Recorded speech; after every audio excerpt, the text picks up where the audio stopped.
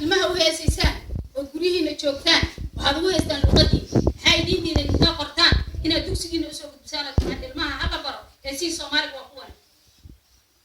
bas ilmihiina qaar waxaad arkaysaa markay banaanada joogaan waxay ku heesayaan waxay ku heesayaan aqab fiican inay ku heesaan afkoodii inay ku heesaan hooyada usoo haysto urkiyo maxay ahayd hees waxay urkiyo qabtiyo adhaxdaba ku badbaadiyo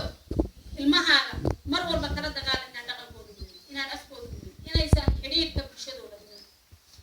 isagoo afkii ku hadlaya hadduu xiriirka bulshada kumiyo ilmahaas waa dhan malaha xiriirkii bulshada hadduu ka baxay ilmahaas khadka waa ka baxay ilmuhu waa inay bulshadooda xiriir la leeyihin Australia waxay ku dhisan tahay communities bay ku dhisan tahay communitygooda waa inay ka yaqaanaan dadka qofkiisa waa inuu qofka ka yaqaano afkiisa waa inuu afka ka yaqaano waa inuu yaqaanaa raadkiisa meeshuu ka yimid waa inuu yaqaanaa waxaan leeyahay wada shaqayn wacan iskuulku waa iskuulkiinii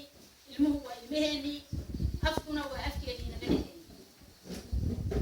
yaan la dayicin wabilaahi tawfiiq asalaamu calaykum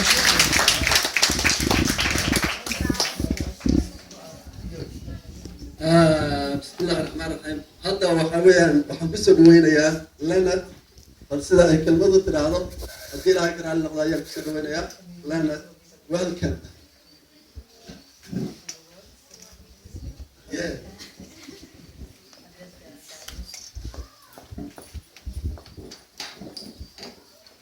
Good afternoon, everybody. I thank Abdi for inviting me today. I feel very special, very honoured.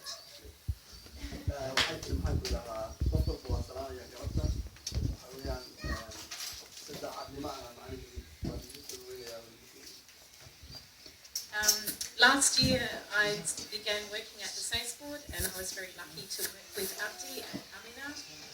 to help them do all the documentation and all the work for the SACE. It's a very difficult thing to do. It's very complicated. So I enjoyed working with Abdi and Amina so that their students, your children, could do the subject called Language and Culture as part of their SACE certificate. So the subject is for languages in our community and small languages like Somalian, and it's so that the language can be studied by students and get their SACE certificate. So at the SACE board we think it's very, very important that students can do their community language and get SACE for it. So congratulations to all graduates from last year. It is very, very important. You are important role models for the young people in your community, and I know you worked very hard, and I know through the guidance of Amina and Abdi that you do them proud. So well done. Thank you. For the little children out there, I strongly recommend that you follow your role models and you also learn and speak your language because it is very important for your community and your culture. Thank you. waxay tiri gabadha waxaan la shaqeynayay maxay ku yiraahdaa community-geena Abdi iyo Amina ayaan maaragtay si toos u wada xidhnay waayo iyana waxa weeyaan waa macalinka inooga ah wakiilka maxay ku yiraahdaa SACE wuxuu u taagan yahay maxay ku yiraahdaa certificate-ka dugsiga sare waa qaybtii imtixaanaadka marka guddiga boardka ayay gabadhani madax u tahay marka sida ay ka sheekeynayso waxa weeyaan community oo dhan iyadoo la shaqeysay iyo inagana si gaar ah in la sii shaqeysaa waxa weeyaan Amina arrinta aad u dhamayso si fiican u falanqaysay Englishkana waynu fahmaynaa maxaan ku dhahdaa dadku badanaa way fahmayaan ma doonayo waqti badan inuu inaga sii lumo haddii ilaahay ka raali noqdo inkastoo dadkii iyo ardaydii qaar dambeeyaan